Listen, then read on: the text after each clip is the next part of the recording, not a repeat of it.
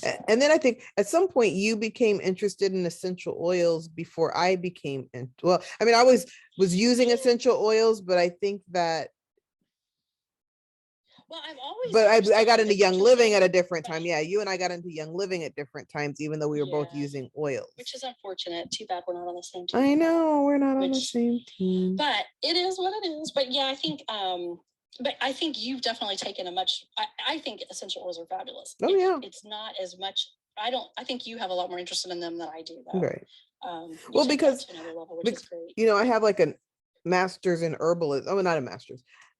I have a certificate as a master herbalist. So I like herbs. And then, you know, the problem with herbs is, I mean, not the problem, and you can cook with them, and I do. I grow like several herbs on my patio, and I use them to cook. And you can put them in capsules, but at some point people get capsule fatigue. And the thing that always, you know, interested me about essential oils is like, oh, I can get these herbs into people without a capsule. Yep. And aromatherapy is, you know, since I'm so interested in neuroscience and the mind, aromatherapy is a whole big mind game. People don't realize it's like, I can put some cinnamon and vanilla on in the room and you'll just have a whole different thought. It'll change your day. You just, and you don't realize that that's what's happening. So I was just always, I like the ability to address things without giving people a pill. And, you know, people are good. If it smells good, they're good about putting something on every day that's topical, that's affecting them, rather than here's 5 more pills. I mean, they don't want to do that. So I like, and plus, you know, I'm a gynecologist. So when I first got my hands on essential oils, I was using them for vaginal issues. Like, oh, you're itching. I can whip up some stuff real quick. Oh, you have an odor? I can whip up some stuff real quick. So I was having really good success with that. And then I kept just adding on. I'm like, oh yeah, it's good for anxiety. Oh, wait a minute. They're also good for this. Oh, wait a minute. They kill some germs. I mean, so I just kept going on and on and on, and was like finding more things they could do. And then I figured out, oh, they could do everything. Yeah, they can do, just everything. Just everything. Huh? Yep. So yeah, no, I mean, I enjoy it. I'm not using them as much with people as I am literally. It's a form of psychology, if you will, but right. I do more of the coaching, the mindset coaching, and the nutrition than anything. But oils get into their mind. No, I agree. I do need to incorporate that in some way, shape, because I guess the thing is, I use them all the time. I know. So because, you know, I need to start reinforcing it with people more, and kind of pushing the importance of it, I guess, is what I really need to do.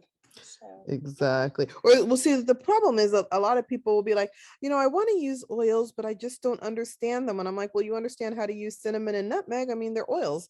It's not like a big leap. It's not like oils are something that's so different from what you do. I mean, you use cardamom, nutmeg, cinnamon, lavender, black pepper, cumin, parsley. They're all oils. You use oranges and lemons, oils.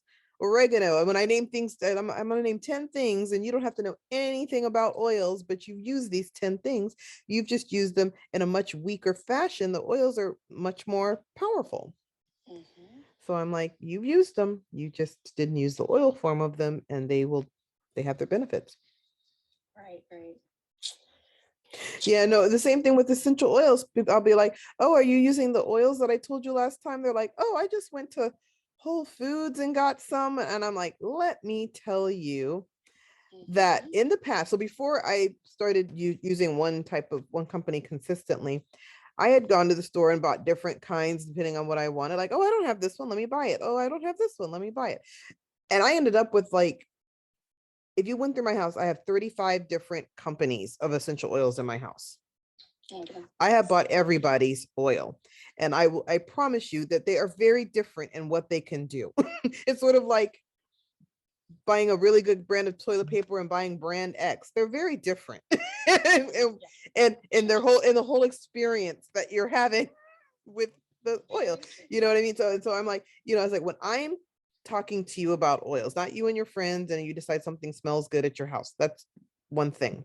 But when I'm telling you to do something, it's usually we're incorporating it into our other plan, and we have goals, and we're trying to get something done, and we're trying to notice something. So I'm going to direct you to the brand where I think that you will actually see a benefit, and that you're not on something that's very weak, like brewing your tea bag 6 times, and here we are like, oh, I'm going to get the same thing out of the tea. Well, you're not, because it's water. The first, a powerful oil is different than a diluted oil or an adulterated oil. And if you and I are talking, we're not trying to use a diluted or an adulterated oil. It's you're paying a lot of money to get my advice, and you don't want results to happen very, very slowly. You want them to happen more quickly. Right, exactly. You want to get right Something. Absolutely. So yeah, that's so yeah, but otherwise it's been an interesting journey. Right. Interesting journeys.